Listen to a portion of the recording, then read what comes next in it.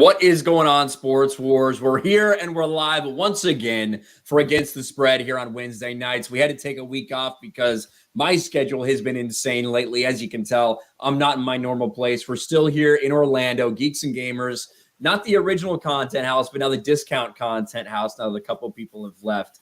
But none of that matters because we are back to talk about some NFL and college football. And we may as well start with the man himself, Robert Barnes. How's it going, Robert? Good. The World Series looks like it's eventful so far. So it's been a fun World Series. First game goes, massive comeback, 5 down, 5 runs on the road against one of the great pitchers of all time, though not always in the World Series, and Justin Verlander, and the Phillies pull it off. So and they win Game 3. Maybe they'll go through all the way through. So we'll see. But a couple of big, obviously one really big college football game this week. Tennessee travels to Georgia. I think it's the first time ever the number one team in the college football playoffs rankings is playing the number one team in the AP. And so we'll see how that goes. And then NFL. And there weren't too many bad beats last week, but there was a few. I had the over in the Packers-Bills game. And the Packers drove and didn't convert a fourth down. And the Bills drove all the way down to the 3-yard line, and Josh Allen threw a pick. Then the Packers went all the way back, got to kick a field goal, but missed it. And so, somehow that game stayed under the spread. There are like 4 of those in the NFL that I missed by like half a point, literally. It was that kind of NFL week. The NFL basically treated my bets as if they were Paul Pelosi. So it was that kind of thing. So you mean they were having gay butt sex with him? Is that what you meant, Robert? But yeah, it was interesting. And those college football playoff rankings, the first ones came out, always a topic of contention, which I'm sure we'll get to a little bit. But Cody, my man, how you doing? I'm doing well. How are you? I will say the biggest bad beat for me this week was Georgia Tech. Coming down the field and scoring at the end of the game, but not making a difference, so they didn't kick the extra point. So if you had them at 24, which they did, they lost, and they lost by 25, so that was pretty rough. Oh, yeah. Go ahead.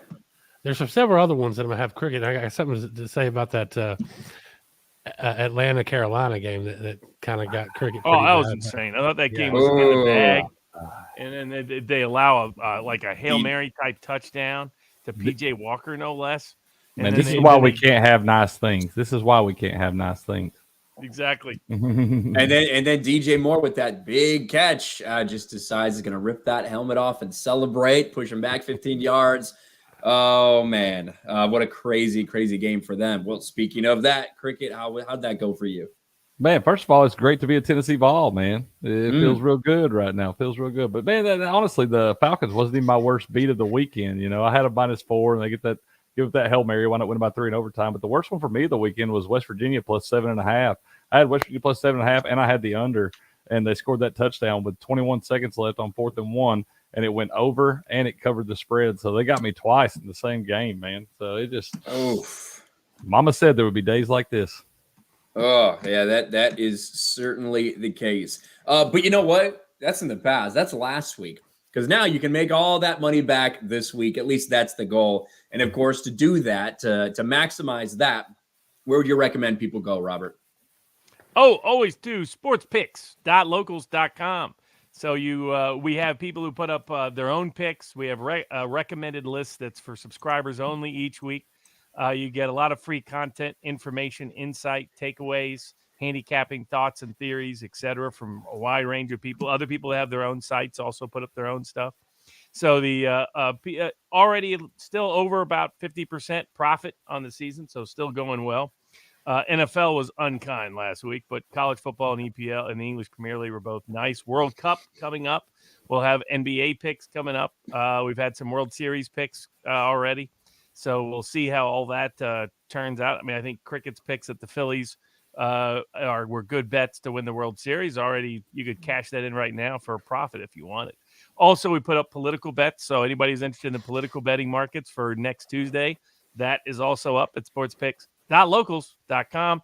Best price, best value in all of sports handicapping, bar none.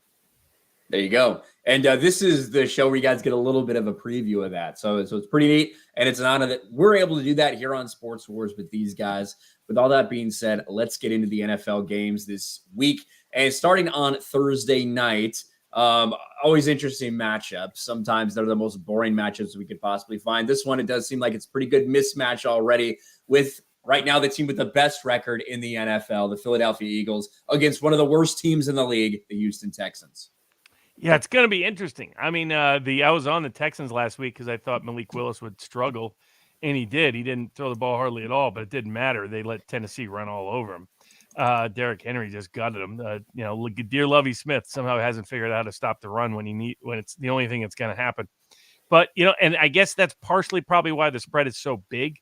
I mean, you have the Eagles favored by 2 touchdowns on the road on Thursday night, basically expected to win 30-16, and yet still over 80% of the tickets are coming in on the Eagles. Wow. Almost all the money line is entirely Eagles. Nobody thinks. There's about 3% of the people who think the Texans could win. Those kind of long shots can be interesting when you're talking about plus 500, plus 600 in the NFL at home, national TV. A team that's pulled off a couple of decent upsets already this year. That might be worth a look. I think 14's a little high. I think 30 for the Eagles is a little high. But I think this is a response to last week that the Texans were slightly favored, lost by 7 to a team that just runs the ball. The Eagles love to run the ball and, of course, are having their best season in a while. So I get why the line is where it's at, but I would lean towards the disfavored public home underdog getting that many points at home. Don't have any feel on the total probably, but I think the Eagles team total is probably a little on the high side. Though I've been fading the Eagles a lot this year, and the Eagles have been beating me up. So we'll see how that turns out. Yeah, but I think I'm going to lean toward the under in this one. Opened up at 43, is up to about 45.5 right now. But both these defenses have played pretty well all season long. You got Jalen Hurts is playing MVP caliber football. Has looked really good all season long. A.J. Brown had a big game last week, something like 6 catches, 156 yards, and 3 tutties or something. I mean, great game for him. But I just think both these defenses have played well enough all year long that I expect them to stay under the 45.5. I don't know if I would. I mean, that line seems awfully big to me. Maybe if you're thinking about the Eagles, probably buy the hook down. That way 2 touchdowns gets it for you. But I think I'm going to stay away from the side in this one. I'm going to go with the under 45.5 right here. Yeah, I like the Texans. It's a high spread, and those home high dogs have done well for us this year. So I look forward to them to keep doing that for us in this game. What do you think fantasy-wise about obviously A.J. Brown has continued to put up big stats.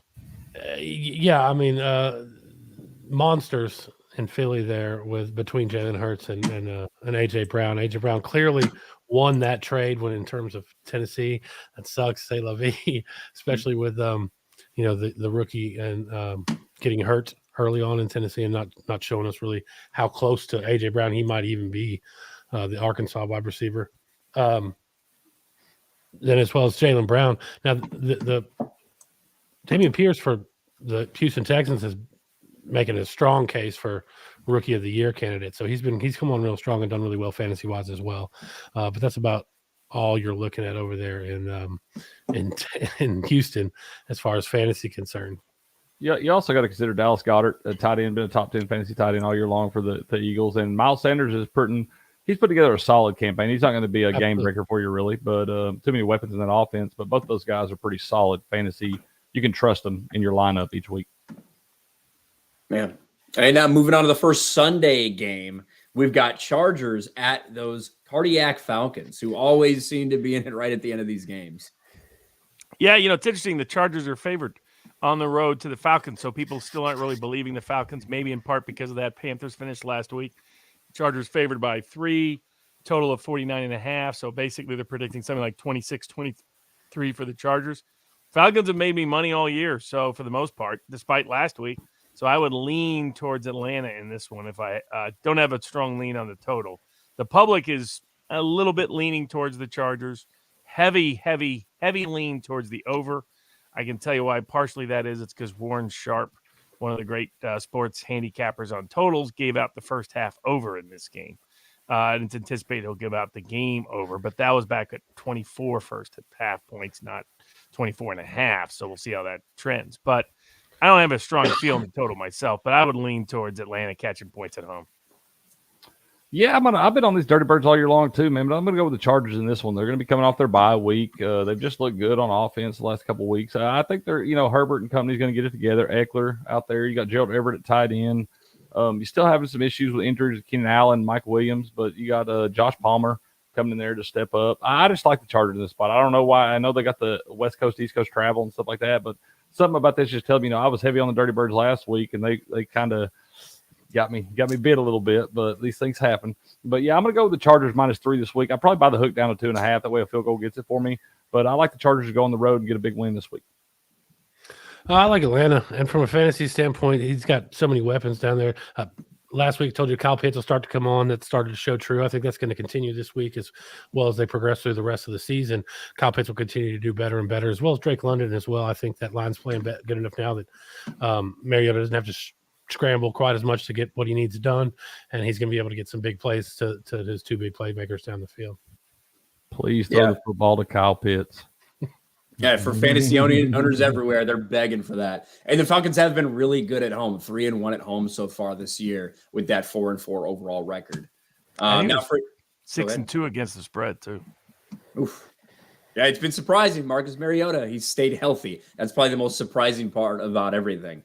Miami Dolphins at 1:00 are headed to face the vaunted passing offense of the Chicago Bears. The Bears. Dolphins favored by 5 after that big win last week at Detroit. Though Detroit almost pulled that off. About 55%, a little more than half of the tickets are cashing on the Dolphins. Everybody's excited now that Tua is back from his concussion protocol. Total of 45, so they're basically predicting 25-20, something like that. And the total seems fine. I think the points are a little high with the Bears playing at home. This will be a game to check the weather now that we're getting into the wintry season for the Midwest. So the public is betting heavy on the over. I wouldn't be on my side. If I leaned anywhere, it'd be toward the under on this one. But I think the Bears can hang in there with the Finns. We'll find out. Well, I do also think, before we move on to cricket, the Bears made a couple big changes this week on defense. They got rid of Robert Quinn and they got rid of Roquan Smith. And Roquan Smith is one of the best inside linebackers in the NFL. Two big parts of that defense that are gone. So. Yeah. Roquan Smith actually leading the NFL in tackles right now with 83. Shipped him off to the Ravens, man. They did acquire Chase Claypool, but the Dolphins, let's talk about some of the acquisitions they got, man. They pick up Bradley Chubb from the Broncos, and they got Jeff Wilson Jr. in from the 49ers, reunited with Mike McDaniel down there. Chase Edmonds is gone to the Broncos now, part of that Bradley Chubb trade. But I think this team, I like the Dolphins right here, man. I really do. I think they've played well. They're a much different team with Tua running the show. Allows those guys those weapons on offense to be able to get out in space and make some plays. But I like the Dolphins right here. I just think they're trying to go for another 3-game winning streak. Started out 3-0, then lost 3 straight with 2 of the injury stuff and everything. But I've seen that they've kind of got it back on track, man. They're actually making some moves in the trade market and stuff like that to really push toward a Super Bowl. I like what they're doing down there. I think the defense is only going to get better when you add Bradley Chubb to it. So I like the Dolphins right here, -5.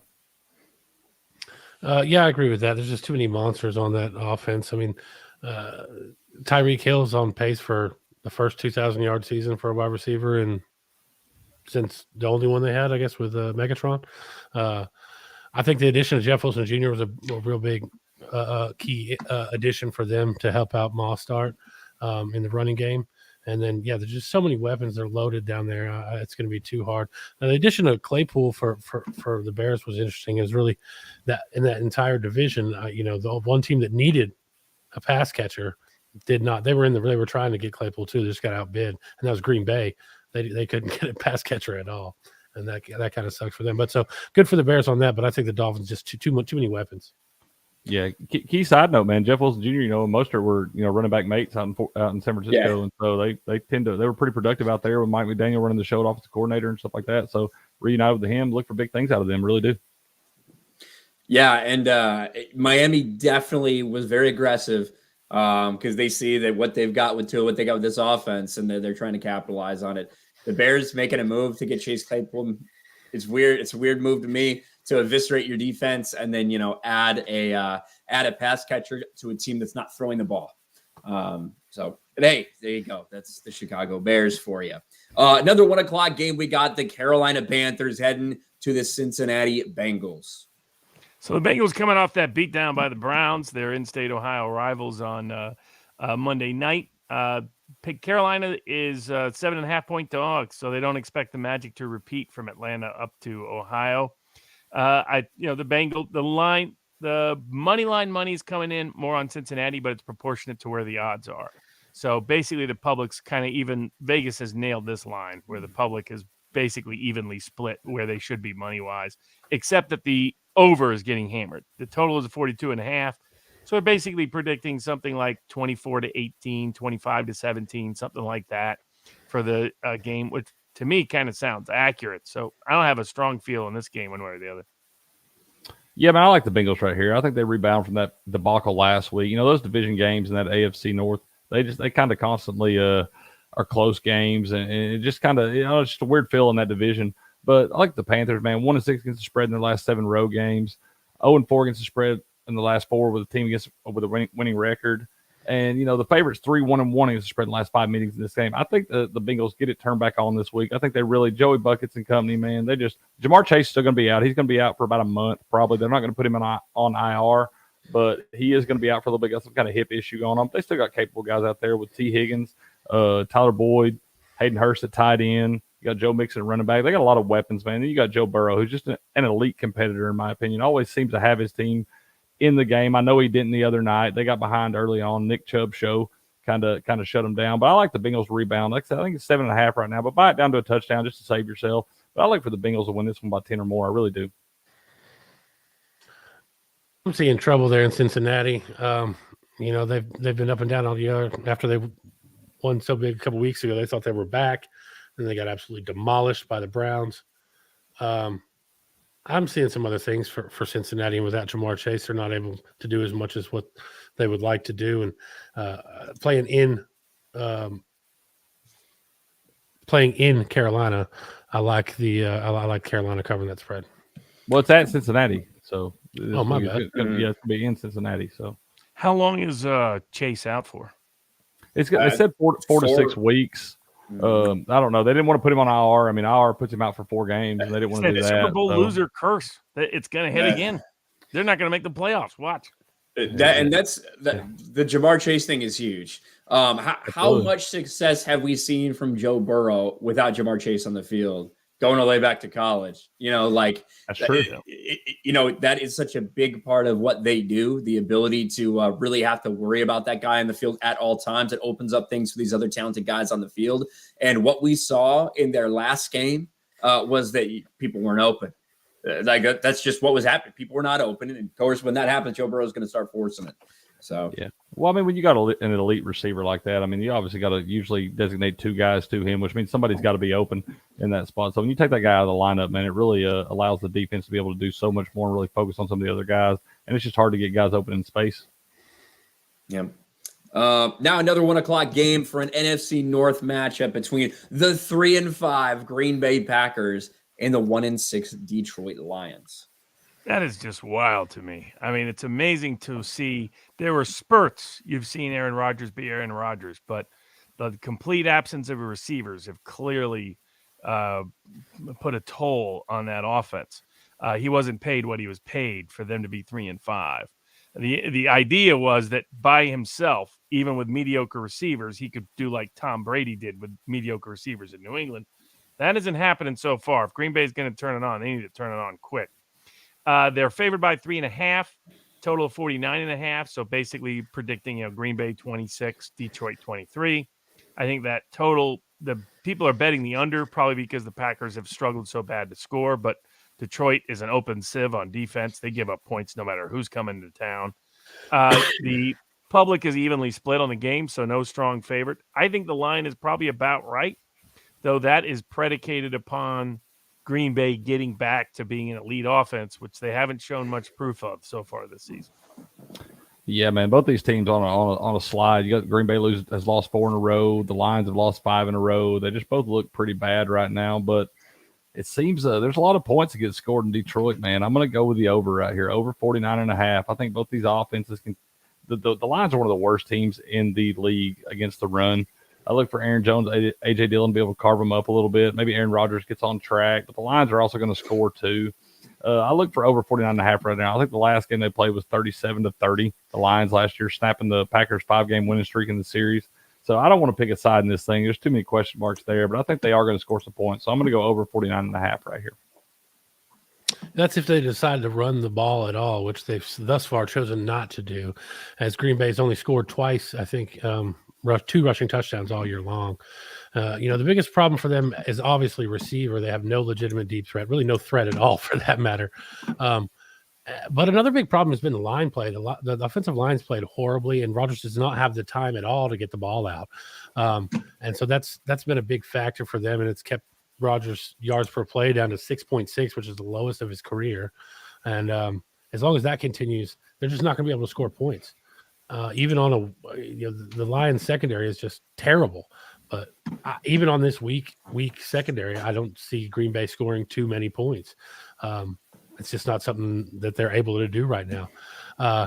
And I think that Detroit's going to be able to at least score some points, at least early on. They've got some monster weapons in Amon-Ra St. Brown. I know they just traded away their tight end. TJ Hawkinson's a big loss for that Detroit Lions offense. He's been the guy there seemingly when St. Brown is not present.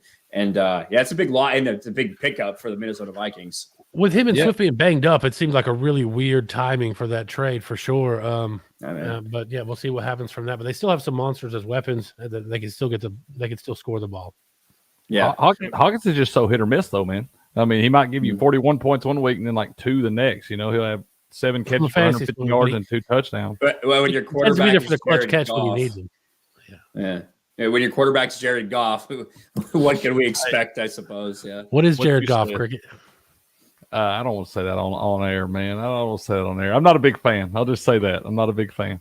Yeah, I don't think too many people are. But let's head to New England, where the Indianapolis Colts with Matt Ryan will still be on the bench foreseeably for the rest of his career against the New England Patriots. Yeah, New England's favored by 5.5, low total of 39.5. So they're basically predicting something like 22-17, something in that range, which kind of makes sense given that we're getting into the cold weather in New England. We'll see how cold it actually is on game day. But with an early kickoff, public's evenly split, though they really like New England to win straight up, but that's relatively proportionate to where the money line is. And the public's hammering the under, interestingly enough. They just don't think either one of these teams can reliably score, that New England's defense has picked up over the last several weeks. They've had a couple of unders mixed in with it over. So I get that. I would say if I lean any direction, it would be towards over the total, but it would be a watch the weather game. Yeah, I got to kind of go against you on this one. I just think both these offenses have not showed me enough, and the defenses have showed me enough. I mean, you got Ellinger going for Indianapolis, and then you're going to have Mac Jones, which they're committed to Mac Jones. I think that 1 week where he came out, he was just still, they didn't like the way he looked, still injury and stuff like that. So, I mean, just kind of they are committed to him, though. But still, both these offenses have not looked great, man. Just haven't been able to put the ball in the end zone in the red zone. I look for this one to go under 39.5. The weather, I have checked the weather. It's not supposed to be. It's not Foxborough weather. Not November. It's not going to be that bad. So I don't think that's going to affect it that much. But I don't care if these teams are playing in the dome. I feel like they're going to go under the 39.5 right here, and that's just the way I'm going to lean in this one. Oof. Mac Jones continues to depress me, not impress me, unfortunately. Last week saw him throw a bad interception, got bailed out, and a holding call ended up calling back, but it was nowhere near any one of his guys, just straight to the defender. It was horrible. And I just don't know enough about Sam. I just haven't seen enough from Sam Elgin enough to make a call there for the Colts. I try to stay away from them when I don't know enough about the quarterback. I would have hid last week from the Colts and the Tennessee game both for those reasons. But yeah, there's not much going on these teams. Jonathan Taylor has not done much at all. You've had some hit or miss play with receivers there in New England, but overall, I'm staying away from this game. Speaking of bad beats, man, the Colts were kind of a bad beat last week. You had them on the money line there, man. The Commanders went down right at the end and was able to get the W. So that was another bad beat from last week. Oh, old Taylor Heineke special. Right. Taylor Heineke probably has a couple of those under his belt, some pretty bad beats, just because the way he ends up playing sometimes for them. But now we go to an AFC East matchup, a competitive AFC East, but no teams under 500 right now. And this is between the Bills, the 6-1 Bills against the 5-3 New York Jets.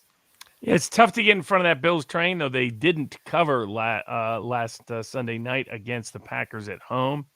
They're favored heavy on the road. They're favored by 12.5. So, the line is varied between 11.5 and 13 on this game. And the public is still hitting Buffalo, overwhelming favorite on the money line. The Jets are plus 460. You don't see that in the NFL very often. A home underdog of plus 400, plus 300 or more. It's very unusual in the NFL. Total of 47. Everybody's betting the over. I guess they're betting that the Bills offense will continue to roll, but also that the young quarterback will put up some points for the Jets. I would say the line strikes me as high, but I've been getting in front of the Bills train all year, and I'm mostly getting run over, so we'll see how it turns out. Yeah, man, I'm gonna look at the total of this one again. I'm gonna go under the 46.5. The Jets defense has played pretty well thus far, man. You got guys like C.J. Mosley is playing at a very high level. Quinnen Williams is one of the most disruptive interior linemen in the game today, man. He's been playing at a really high level. You got Sauce Gardner out there on the outside at a cornerback, one of their top draft picks. And then the Bills defense is just elite in itself. And I think the Bills are going to put up points. I don't want to mess with the side because that seems like a lot of points for a road favorite in a division game like that, in a division that is very competitive right now. And the Jets haven't played terrible. I mean, they got beat last week, and they should have won the game. Lose by 4 points, and Zach Wilson throws 3 picks. Just kind of shot themselves in the foot. It really should have been a different game. I think they had a pick 6 right before halftime. They got called back for an offsides penalty or something like that. So it really could have been a totally different game in that spot. But I'm going to lean to the under here. I think it's going to be kind of a closer game than people expect. And I think under 46.5 is the way I'm going to go because both of these defenses have shown me enough, and I expect to see more of the same this weekend. Yeah, I agree with that. I also like this. I like the Jets and the points. I have a hard time seeing them beating Green Bay by 10 and then going into the Jets and beating them by more than that. I think the Jets are better than Green Bay right now. They're playing terrible. The Jets have numerous of weapons that they've been using. Now, Breece Hall's out for the year, but they picked up James Robinson out of Jacksonville. And I think he's going to be serviceable with Michael Carter. And, of course, Garrett Wilson continues to impress as a rookie. So I guess the Jags really love Etienne. Oh yeah. Man. He's good on the open field. He's a lot of fun to watch. It'll be interesting whether he can carry the load that much, though. Right. He is not as we've seen a couple times already this season, he is not a pure running back. He is athletic, but he doesn't have the instincts with the ball in his hands. He often lets it fly out in the middle of the field. He ends up fumbling, but certainly exhilarating. And once that backfield cleared out for him, I'm sure fantasy owners were very happy. When we go to the next 1:00 game, we got the Minnesota Vikings 6-1. Kirk Cousins and the Vikings are 6-1, and that offense just got a little bit better with T.J. Hockenson against the Washington Commanders. Yeah, the Vikings are favored by 3.5 on the road at Washington. Basically expected to win 23-20. Those team totals kind of make sense, but that's getting more than a field goal on the road is tough in the NFL. And Washington's been a live dog in the last couple of weeks, so that I would lean probably Washington. The public's evenly split. They really like Minnesota to win straight up. That's where they're putting their early cash, and then a little bit lean towards the over. Because Washington has flashed the occasional offensive potential and Minnesota occasional defensive weaknesses. I don't have any feel really on the total, but I probably lean a little bit towards the fake Commanders. Yeah. I probably don't touch this one this weekend, man. I don't even know if I can watch this one as a fan. I don't know if there's going to be a whole lot to watch, but I think I'm going to lean with you, Robert. I think I'm going to lean toward the Commanders right here just because they are at home. The home team in this series has fared better against the spread as of late than the visitor has. So I got to lean. It's just a weird game to me. It seems like a weird line. The team that's 6-1 going against team 4-4. For that team to be a dog at home, I don't know. It just seems kind of weird to me. But I'm going to lean toward the Commanders right here, and it might be one of those you can even look at sprinkle a little bit on the money line. Yeah, I absolutely agree with that. I think it's going to be a fun game, even though it's going to be boring. I think it's going to be a lot of passing in this game. The Vikings are allowing 11.9 yards per completed pass, which is like near bottom of the league, and the Commanders are doing the same. So I think there's going to be a lot of throwing in this game, and we'll kind of see some fun stuff out of that. Yeah, I'm interested to see, Kirk Cousins with that new tight end because we've seen him have success before with his tight ends, and this year's not been that way. The tight end position has been a weakness for the Minnesota Vikings, so that could be a huge pickup. And that's a big surprise though too, man, because I feel like Irv Smith Jr. is a player and could be used in that offense pretty well, and they just don't seem to use him that much. So I wonder if they're going to kind of do the same thing to Hawkinson. But there's just a lot of weapons on that offense. You got to spread that ball around. There's only so much to go around. So I don't know how much he's going to see, how much volume he's going to get in that offense. It'll be interesting for sure. And now the last 1:00 game, the Las Vegas Raiders versus those Jags. The 2-5 Raiders versus the 2-6 Jags. Yeah, it's intriguing because both these teams have played better than their records would suggest. But I think they pulled Derek Carr last week, so we'll see how that continues to trend. But the Jags are home underdogs, which I get. It's Jacksonville, not a big favorite, but basically Vegas expected to win 25-23, favored by 1.5 to 2 points on the road. I don't know if I would trust Vegas that much at this point, given what we've seen from them so far. And the Jags have been mostly a solid team offensively, come up just a little short in a range of games. The money line everybody's betting that is where the Jags bettors are at, even though it's pretty evenly split in terms of the money. The actual tickets are overwhelmingly on Jacksonville. Total of 48. Basically, people are leaning on the over because that's the way Vegas's games have gone a lot this year. If I had any lean in the game, it would be on the points in favor of Jacksonville. Yeah, but I'm going to go with the Jaguars in this one. The Raiders looked really, really bad last week at New Orleans, man, getting shut out 24-0. Did not see that coming out. They were actually 1.5-point favorites in that game as well and just got drubbed on the road. And I'm going to look for more of the same this week. Jacksonville is pretty capable at home most of the time. I expected them to win that game against Denver in London last week, and they kind of give up a touchdown late to lose it. But I just got way more faith in the Jacksonville Jaguars right now than I do the Las Vegas Raiders. What am I going to get from Derek Carr? They just have not looked good. I mean, outside of a game against the Texans, where the Texans are pretty terrible, maybe one of the worst teams in the league. Outside of that game, I haven't seen a whole lot from them. So I'm gonna go Jacksonville on the money line right here. That's gonna be my pick for this one. I like it too, and in fact, I hope that's the case really badly. Jacksonville was the team that beat the Raiders last in their home stadium of Oakland before they moved, and I'm extremely happy about it because I didn't trade. I finally, my anger about Aaron Rodgers finally won over last week, and I benched him and picked up a waiver wire quarterback who happened to be Derek Carr. The freaking loser couldn't score anything. So I'm just praying for the Raiders to get shut out again for that and that alone. You got to play really bad to get shut out in an NFL game.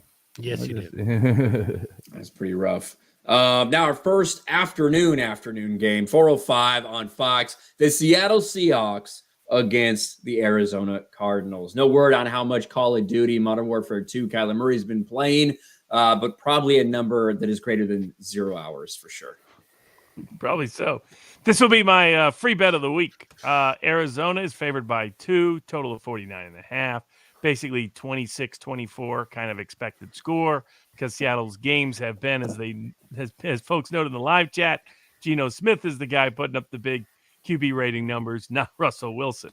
That's really embarrassing for Russell Wilson.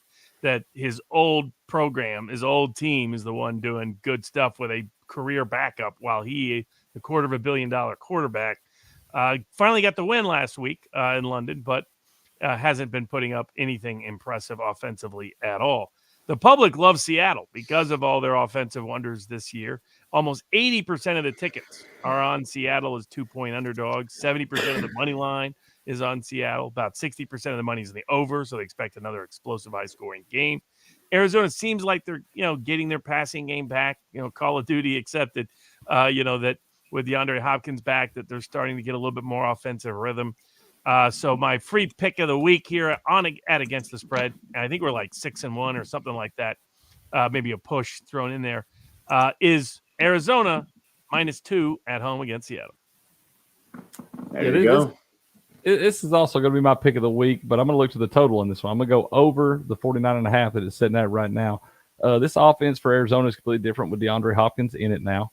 Allows for some of those other weapons to be able to get open because you got to pay attention to DeAndre Hopkins wherever he is at. Made a nasty one-handed catch for a touchdown last week.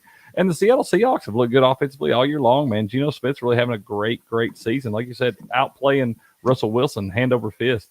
And I look for this, a division game. I look for this to be a close game, kind of a back-and-forth type battle. And I expect both these teams to get over the 49.5. That's going to be my pick of the week for the NFL is Seattle, Arizona over 49.5. Yeah, Geno's really, really taking care of the ball well. Very low turnovers. I think he had like 41 the last year he was a starter, which is ridiculous. Led the league that year. But between that and his 72.2% completion percentage, which leads the NFL, he's just killing it. It's kind of fun to watch. But I don't think it's going to be enough against this team who, if Arizona wins, will be right back in the hunt in that division.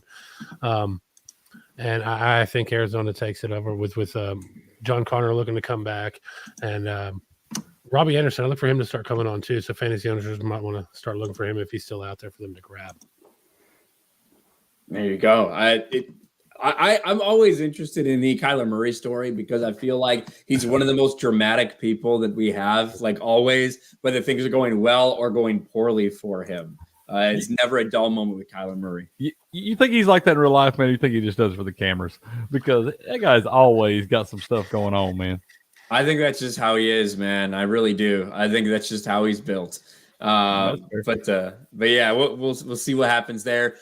Now we have the Los Angeles Rams, two teams that met. Was it the NFC Championship last year? Was this it was divisional round? It was divisional round. But two teams that were looking to be Super Bowl contenders once again this year have got off to very rough starts. Los Angeles Rams against Tom Brady and the Tampa Bay Buccaneers.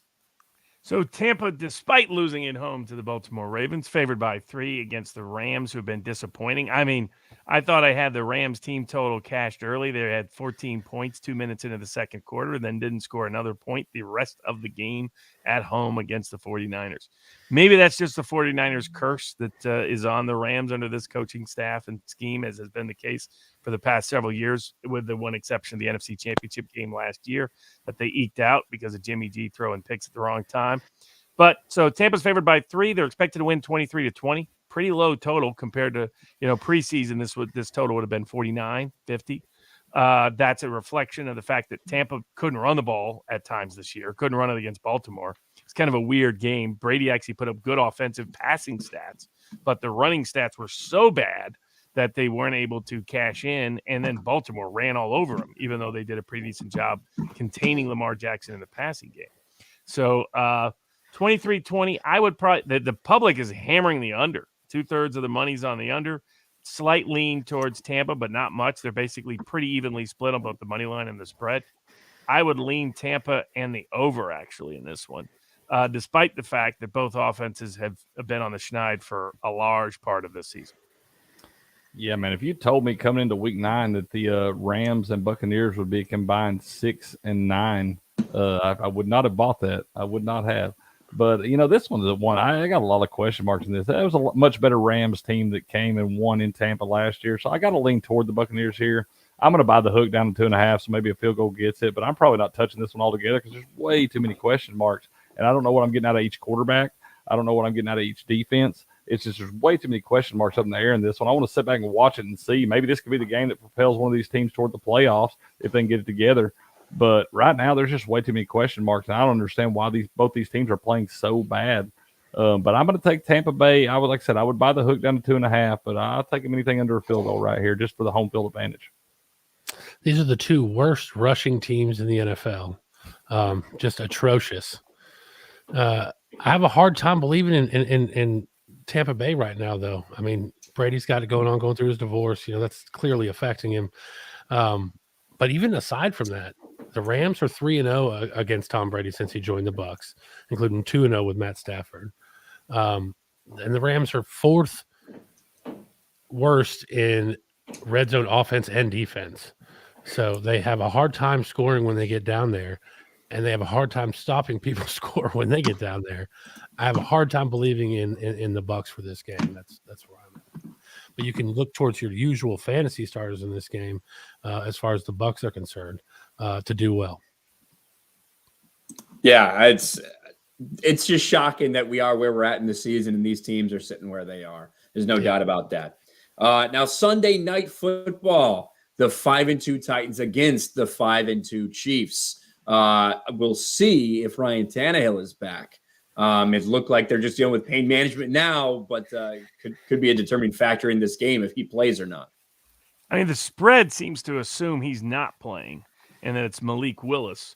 If it is Malik Willis, we've got a lot of crap games for night games again. Because the Chiefs are favored by almost 13 points, 12.5, total of 46.5. So basically they're looking at something like a 30-17 kind of game, which kind of makes sense if it's Malik Willis. If it's Tannehill, that line is too big, in my opinion, because the Titans have given the Chiefs trouble consistently over the years while Andy Reid has been there. But I don't know if you can if you can basically ghetto rig an offensive scheme like the Titans did against the Texans and just keep winning that way. Not a lot of teams win that way consistently in the NFL. And it wasn't like Willis was a great runner. It was just Derrick Henry went nuts because the Texans decided not to prepare for the fact that Malik Willis can't throw the ball. I like the Liberty QB, but he's clearly, to me, a project. He's 3 years away, I think, from being a quality NFL quarterback, if ever. I think that's a big question mark with him.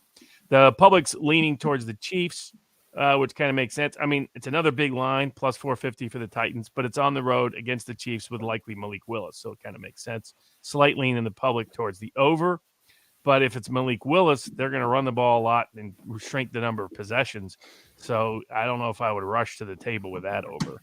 So no lean unless Tannehill plays. If Tannehill plays, I'd lean Titans at this line. Yeah, man. Vegas continues to disrespect the Titans. Listen, I live in Tennessee, born and raised in Tennessee. I am not a Titans fan, but these guys have been disrespected since they lost that game last year in the playoffs to the Bengals. And I just don't understand. The defense is playing much better. Derrick Henry's starting to get rolling. I feel like even if I don't know that this team is that much better or worse with Malik Willis or Ryan Tannehill at the helm. I really don't feel that way. I think this offense runs through Derrick Henry. And if you can get him rolling, man, like you said, you shorten the game up, you shorten the amount of possessions that Patrick Mahomes gets. I think 12.5 is just far too many right here. Maybe buy the hook up to 13, but I don't even know if you got to worry about that. I mean, I see this being within 10 points. And I mean, this might even be one of those you can look at for a long shot for the Titans to go in, maybe sprinkle a little on the money line there. You don't have to sprinkle a whole lot to win some. It's going to be a pretty high number on the money line. But I'm going to go with the Titans right here, plus 12.5. Like I said, I don't really care who the quarterback is, man. I think if Derrick Henry gets rolling, that defense plays as well as they've been playing, I like them to keep it within 2 touchdowns right here. I really do. Yeah, last year, this is where Henry was out from this point forward throughout the rest of the remainder of the season last year. But this is normally the point of the year where he gets real rolling and he starts to just really decimate defenses. So in that regard, I don't think it's going to matter. They are going to play through, but I think jumping on this line early, I think Tannehill will play. I think he wasn't able to rehab the ankle injury much because of an illness that he had last week. He already practiced today, so I do expect him to be back. So jumping on that line early might be a smart bet. But otherwise, Malik was not capable of doing much through the air last week, but also he wasn't allowed to. They definitely shortened it up. He's going to have to do more. They would have to gameplay him more passing against the Chiefs as they understand that they're going to be putting up a lot more points than the Texans would. Yeah, Cody, I want to ask you, man, is that Tannehill, was that just an illness thing last week, or was it ankle, right? He has an ankle injury, but he was also really sick last week, that's pretty much what kept him from rehabbing the ankle all last week. He couldn't get out and do the things you have to do to get better when you have that type of injury. And so this week he's already in practice. He's already moving around and mobile. I look for him to start this week. I don't think they have a chance. I don't think they have a fucking chance without Ryan Tannehill out there. Because, in an ideal world, I totally agree, Cricket. In an ideal world for the Tennessee Titans, it probably doesn't matter too much who's quarterback because you're just giving the ball to Derrick Henry 30, 35 times a game, letting the big hogs up front do their job.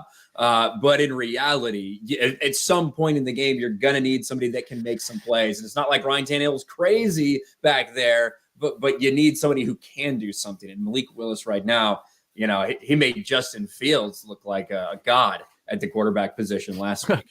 Oh, man, that's strong. That's strong words right there. If you think he's going to play, now's the time to take him because that line may go all the way through key numbers like 11 and 10. It may go all the way down to 9.5. Yeah. So that will be. I think everybody's going to look to see who QB1 is in this game. And now the Monday night game, November 7th, the Baltimore Ravens versus the New Orleans Saints. Speaking of no respect, the Saints just don't get respect no matter what. So they blank at home. They blank the Raiders as underdogs, 24-0, and they're underdogs again on Monday Night Football. Ravens favored by almost a field goal, 2.5 to 3 points, depending on where you're at. The money's pretty evenly split, though, except on the money line. People really like the Ravens to win at a bigger rate than what their money line would reflect. People really like the under because the total's at 48. To me, I would lean towards the Saints. They haven't shown. I mean, they have been a live dog pretty much all year, with or without Jameis Winston. I guess they're going with Andy Dalton for the time being. But the old Red Rifleman has been just fine in the Saints offense. But I mean, when he's not throwing too many picks. But at home getting points again. And it's not like the Ravens have been lights out this year. So you combine those two, I would lean towards the Saints in this one. Yeah, I'm going to lean toward the Ravens in this one. This is a very interesting game to me, man. I'm excited to see this one on Monday night because the Saints have been a big question mark for me. I've liked the Ravens all year long, all off season. I really have. I think the addition of Roquan Smith, the top tackler in the NFL, is only going to make that defense that much better. And the offensive side of the ball, they're clearly, they know they know who they are on the offensive side of the ball. They know they're going to run through Lamar Jackson. Got some questions at running back here and there just due to injuries and stuff like that. Rashad Bateman's out at wide receiver, but you still got Duvernay. Andrews is still working back from the injury and stuff like that, but I think he's going to be okay to go. I like the Ravens here, but I don't know what to expect from the Saints at home again. Like I said, Kamara's starting to get rolling again, stuff like that.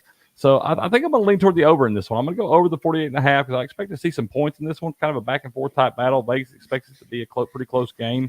You got the whole Monday night football aura and stuff like that. But yeah, I'm going to go over right here, 48.5. But this is a very intriguing game in the NFL schedule, man. I'm anxious to see what both these teams can do in this spot. Yeah, I like the Saints in this game. I think early on, this was a top 5. This was a projected top 5 defense in fantasy, and early we didn't see that throughout the season. But they've started to build to be that level, and they're kind of killing it on defense. And I like to see what they can do there. They've got some real powerful weapons on offense.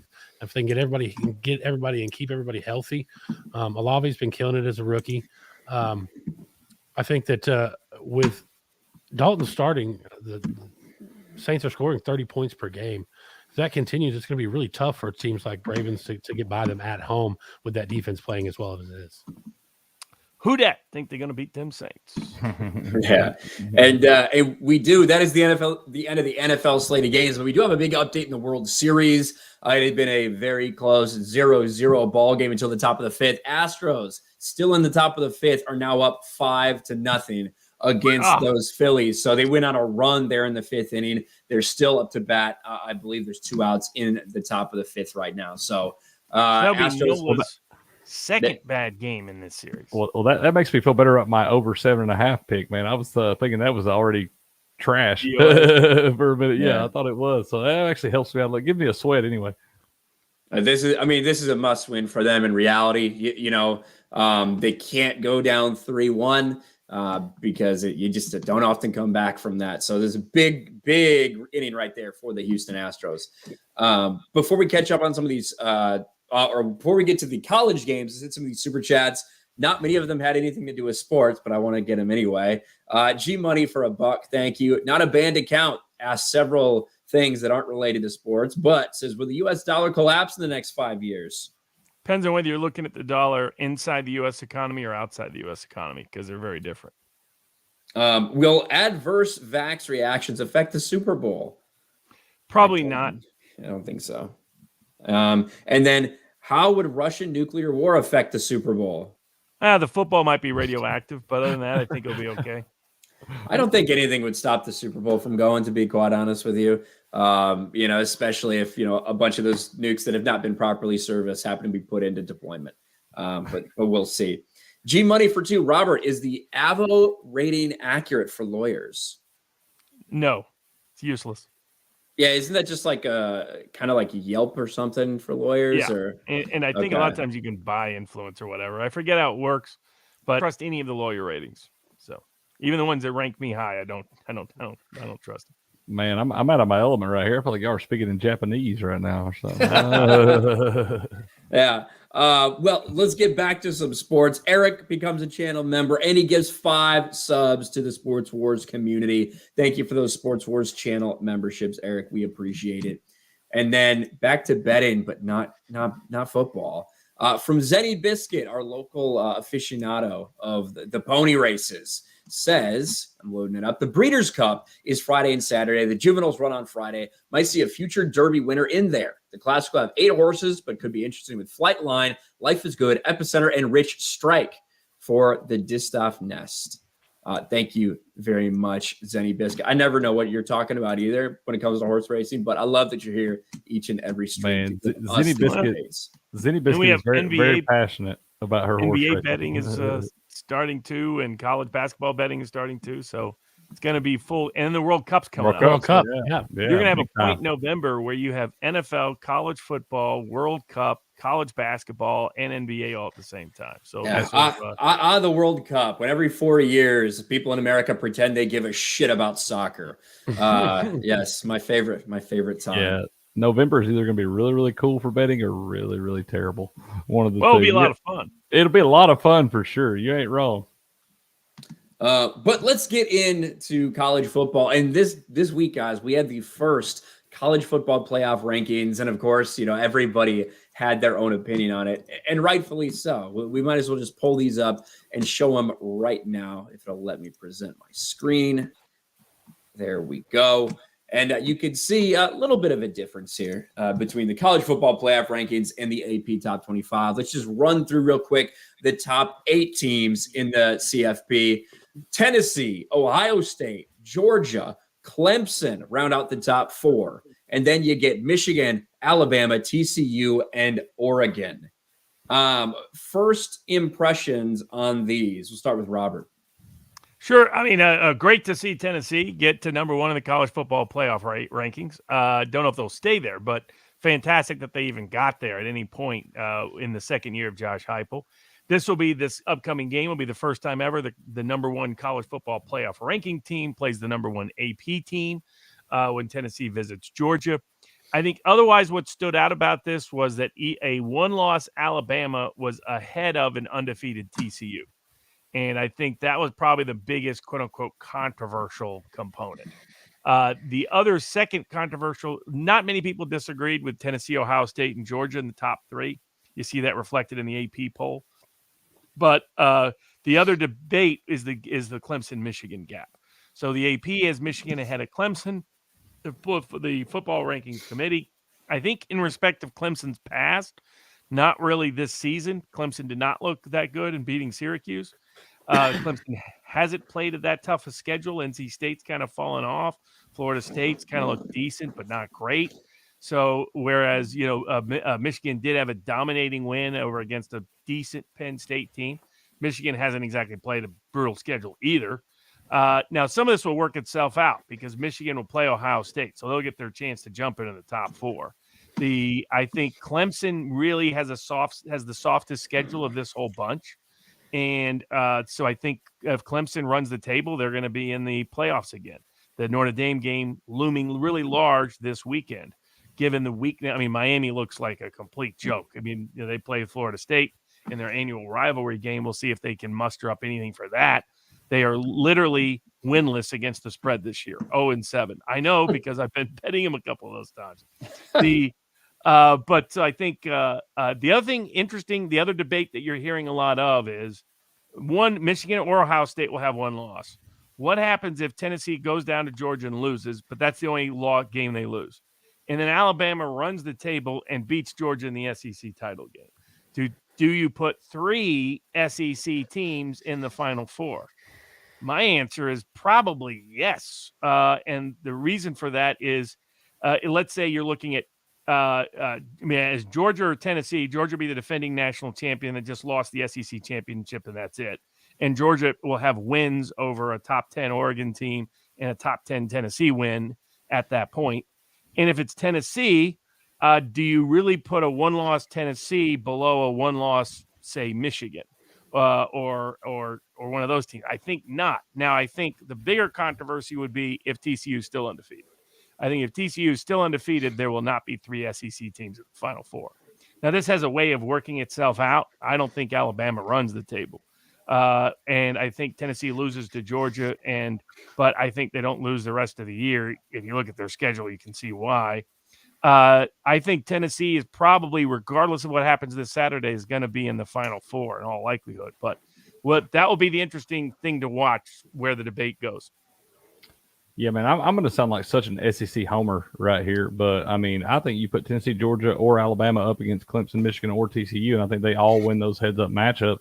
And I think they're just better, man. Look at Alabama go on the road; their only loss is in a crazy, crazy atmosphere. I was there to see it, man. They lose on the last-second field goal after coming back from being down 18 points.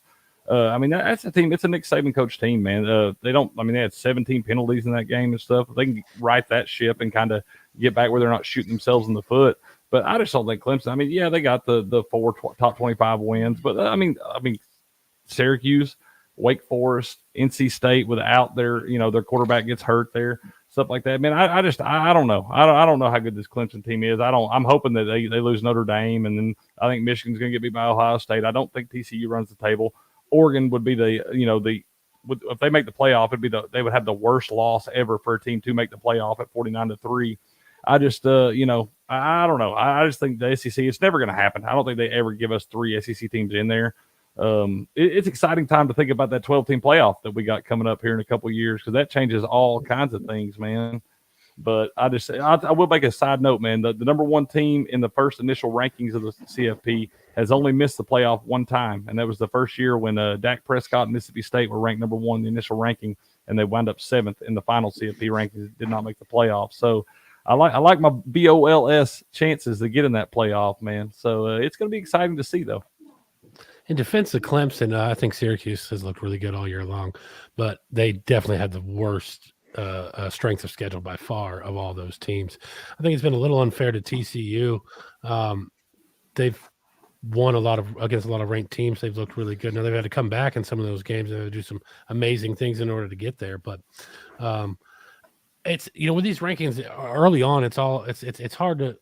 What are you looking for? What are you saying is the 4 best teams should be those top 4 teams, the 4 best teams? Well, that's clearly going to be 3 SEC teams, in my opinion. But I don't know if that's really fair to teams like TCU, who would go undefeated, or teams like Clemson or Ohio State or Michigan, who would go undefeated in their conferences and not have the shot. That kind of screws them. They don't have the chance. So I don't know if that's the best way of doing that. But if you're looking at who are the 4 best teams, 3 of them are definitely SEC teams. And that's what their criteria is supposed to be. It's not about who's fair and this and that. We don't want to give every conference a chance. It's not what we're doing right now. That's what the 12-team playoffs for. The 4-team playoffs is supposed to be the best 4 teams in the country. And I think it's never been that though. Well, yeah, it's not, but that's what their model is and what they want to say. And the best 4 teams in the country right now are Tennessee, Ohio State, Georgia, and Alabama. Point blank period. I think those 4 teams beat any of those other teams heads up right now. Absolutely. On a neutral field.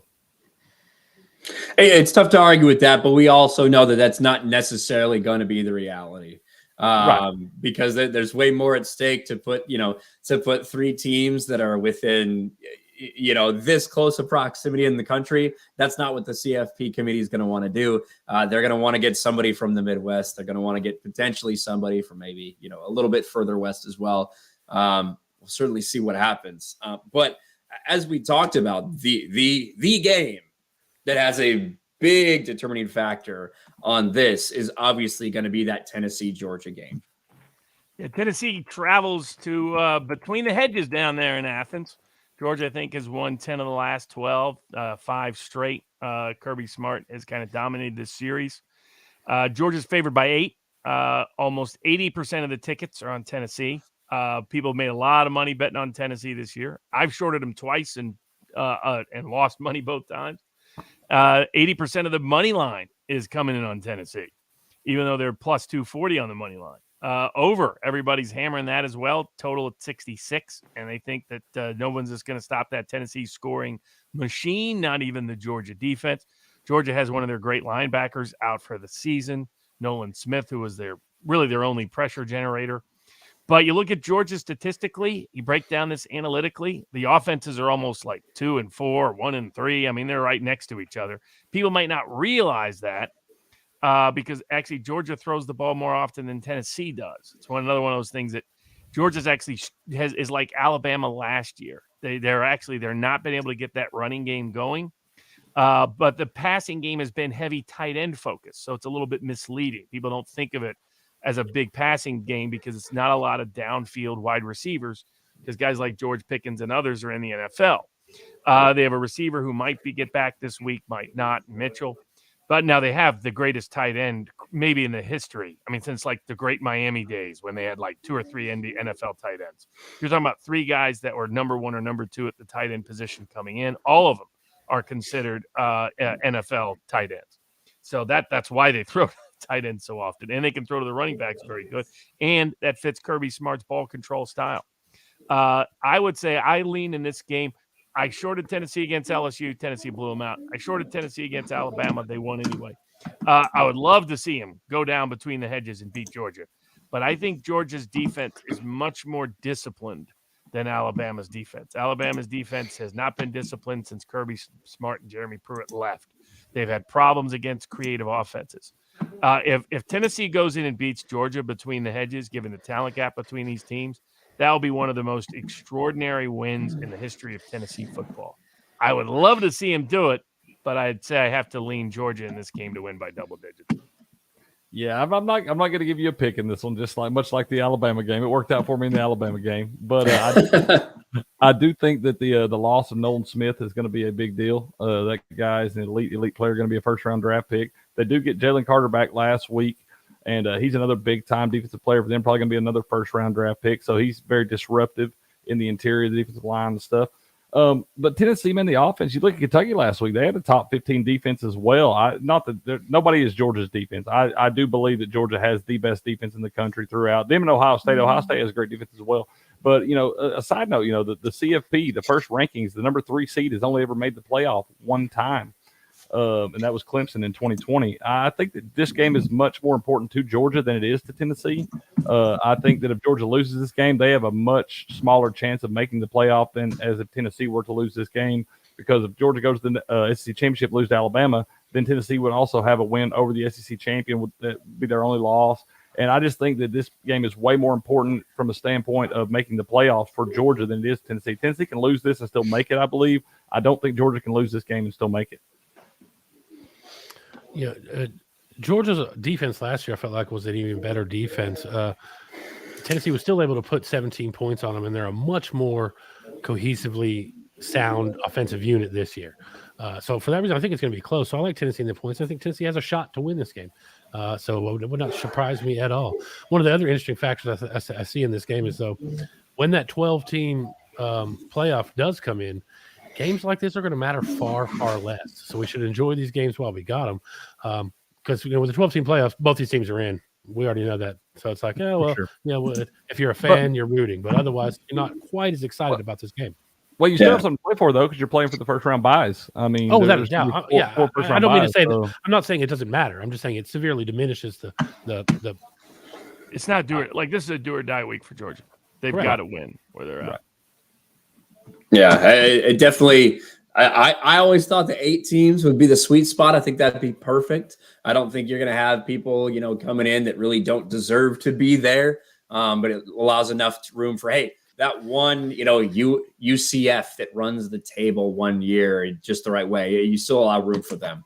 But yeah, massive fucking game, Tennessee, Georgia. Go ahead, Cricket. Well, in a 12-team playoff, man, I was looking, Tulane's actually the highest-ranked Group of 5 team right now. In a 12-team playoff, I think the buys would be Tennessee, Ohio State, Clemson, and TCU. And they had Georgia playing Tulane, Michigan playing Ole Miss, Alabama playing LSU, and then Oregon playing USC is what it would be at right now. So that's just pretty cool to think about, man. And it's going to be cool. I'm ready for that to happen, though. I think that it should be more than 4 teams, and it's just more exciting and better for college football in that spot. Yeah, agreed. Now the next one, another huge top 10 matchup between Alabama and LSU. Alabama, big favorites, though.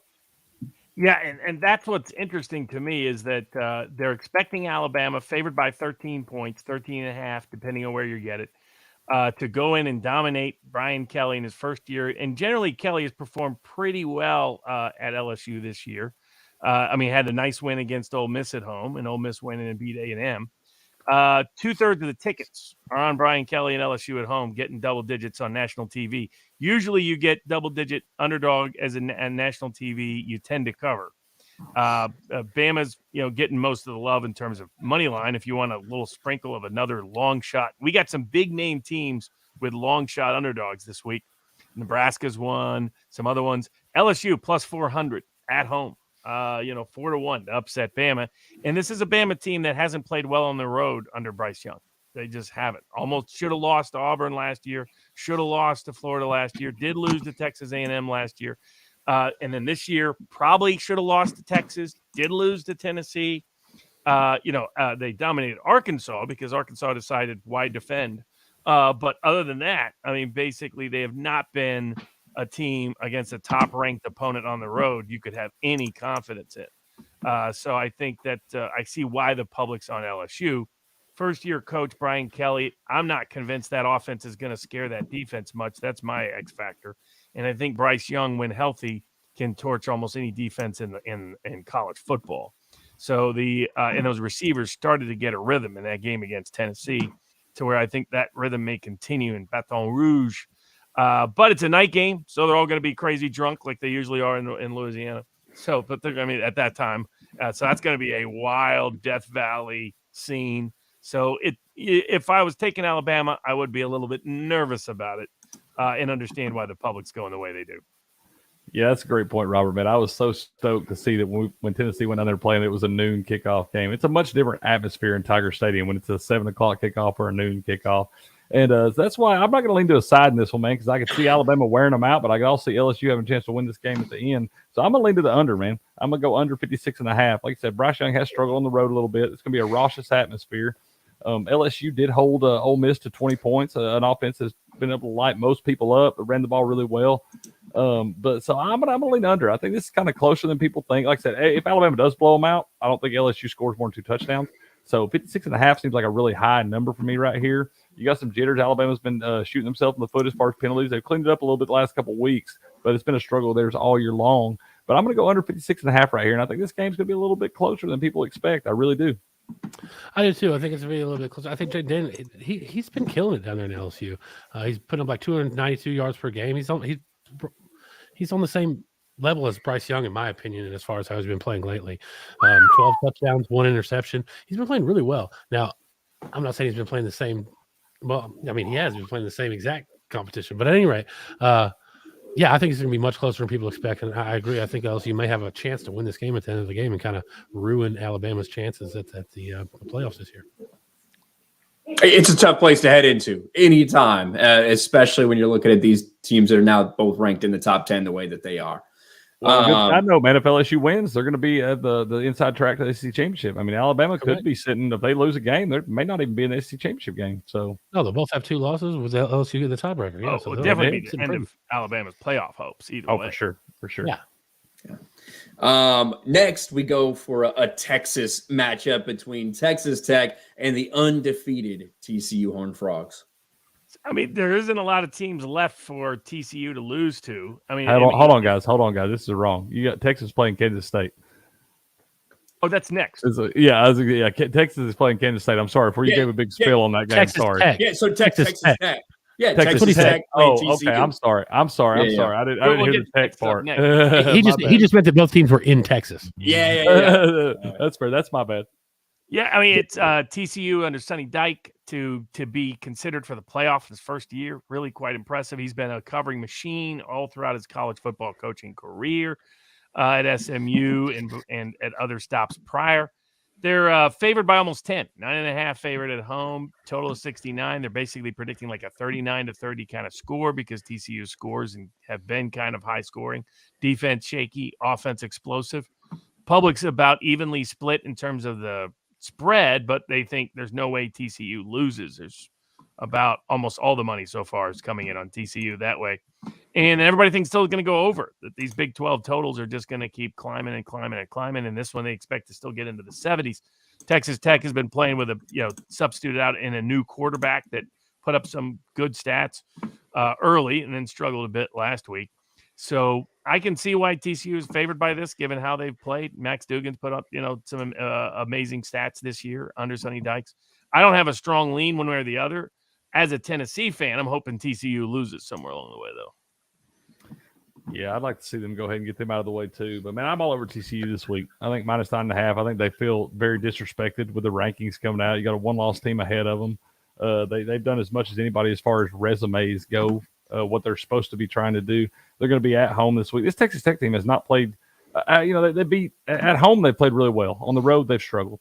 So I just expect more of the same this week, man. TCU looks good. Like I said, I think they're gonna have that little disrespect factor going on, and I see them winning this by 2 touchdowns or more. It may be close into the third quarter or something like that, but I expect TCU's talent and things like that to kind of stretch it out in the fourth quarter, and I expect TCU to win this game by 2 touchdowns.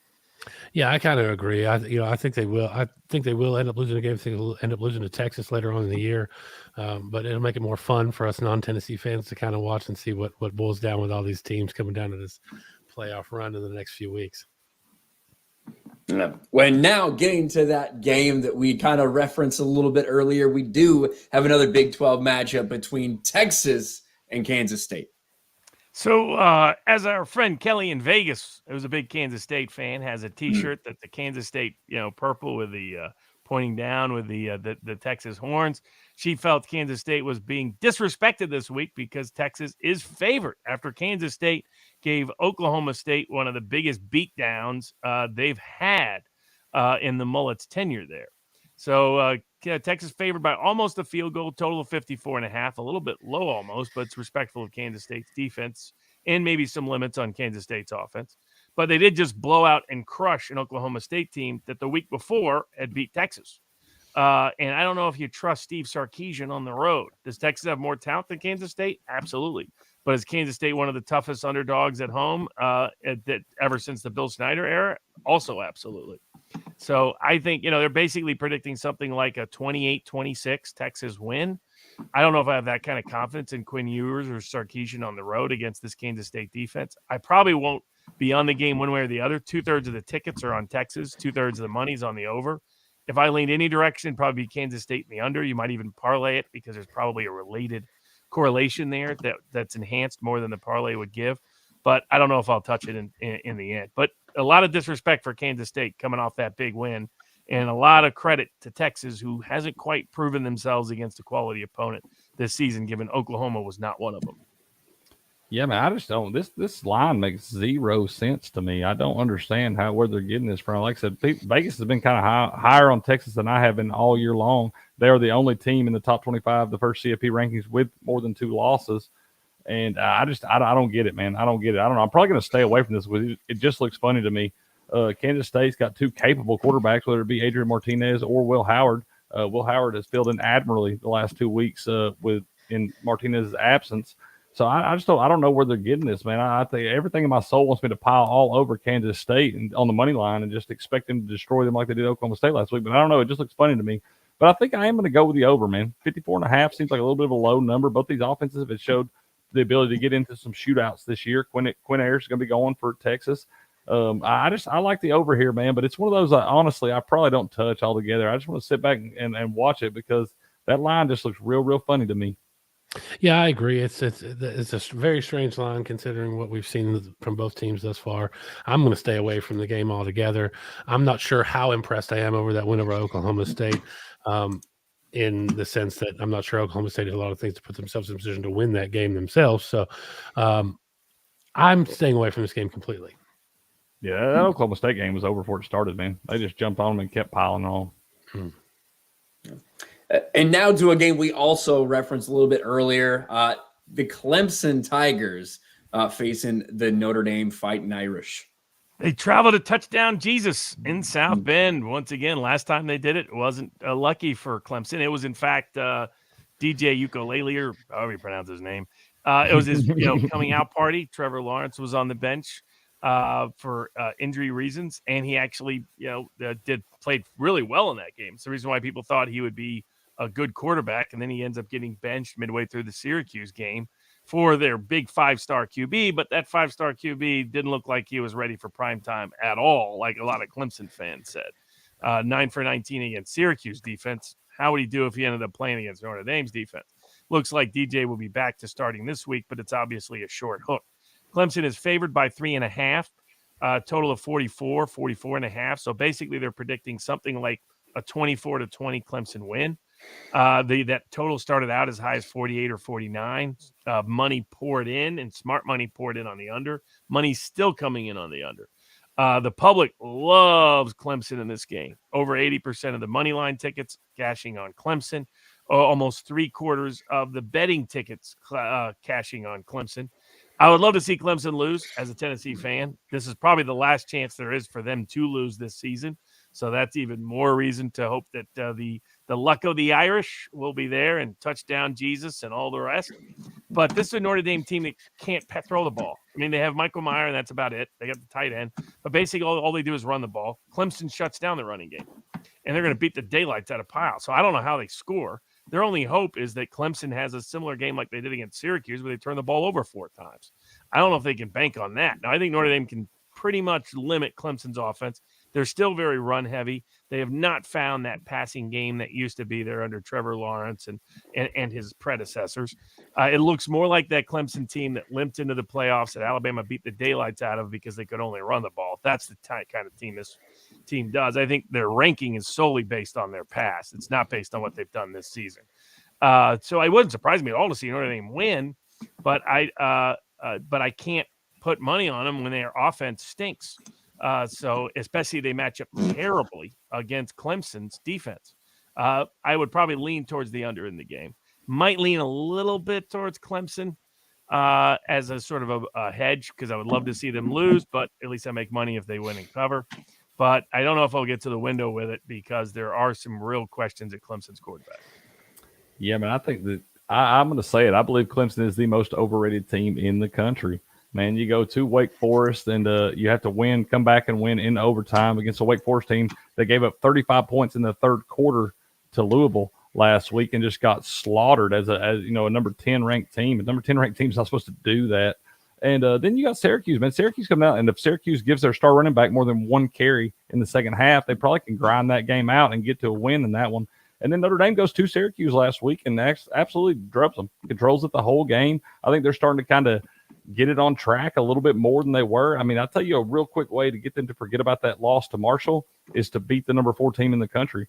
And I think this is the week we get to start considering Clemson an afterthought, man, because I'm going to take Notre Dame on the money line right here. I think it's going to be a crazy atmosphere in South Bend. And I look for Notre Dame to get the win this weekend and make Clemson an afterthought in the CFP. Yeah, I don't think so. Clemson's just too good in these ACC games, and I know that they're not really an ACC opponent, but the Irish actually though have 11 of them have been on the road, so that does bode well for them. But I don't think that Clemson's going to drop the ball enough here. I think Clemson gets it done and moves on. I smell a side bet, Cody. Oh, there we go. There we go. That'd certainly make it interesting. As somebody who despises Notre Dame, I hope they lose. Not necessarily because I want Clemson to win, but because I always want Notre Dame to lose. But those are the big ones in the NCAA this week.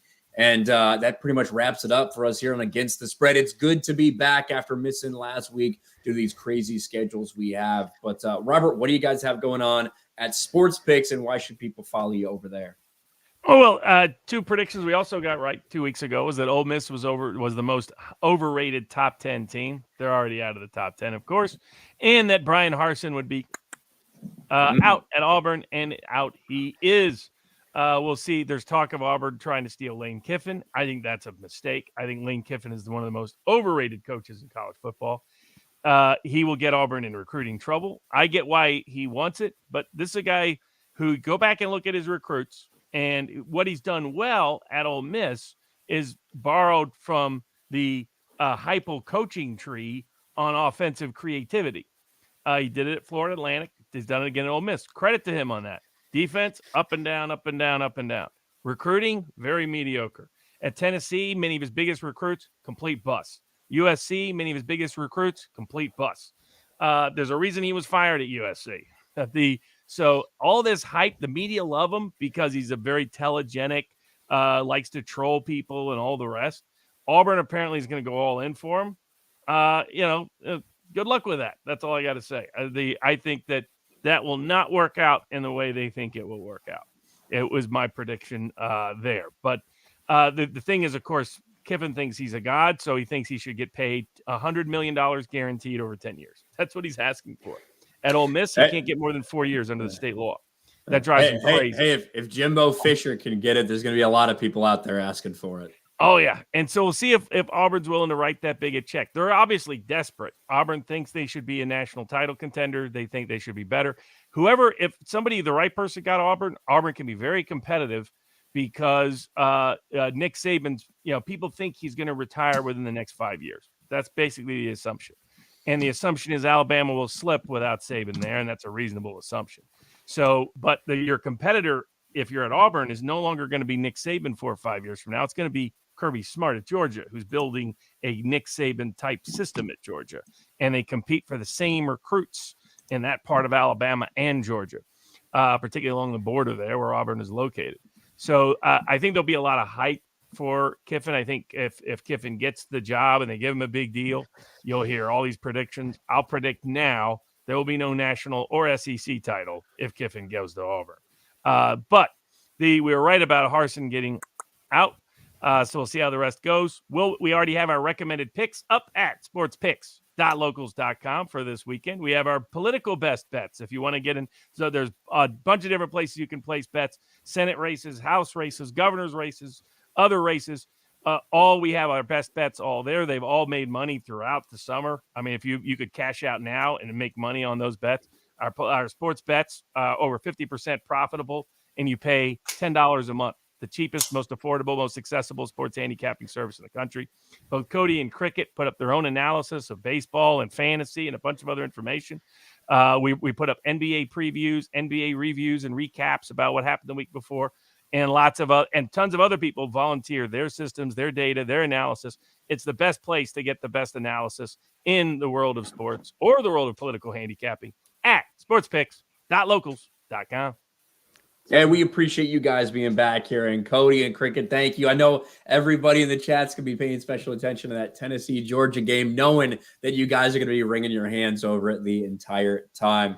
So thank you, fine gentlemen, for joining me tonight. Thank you to the chat for being here the whole time. We'll be back next week for week 10 of Against the Spread. We will talk to you next time. Bye, everybody.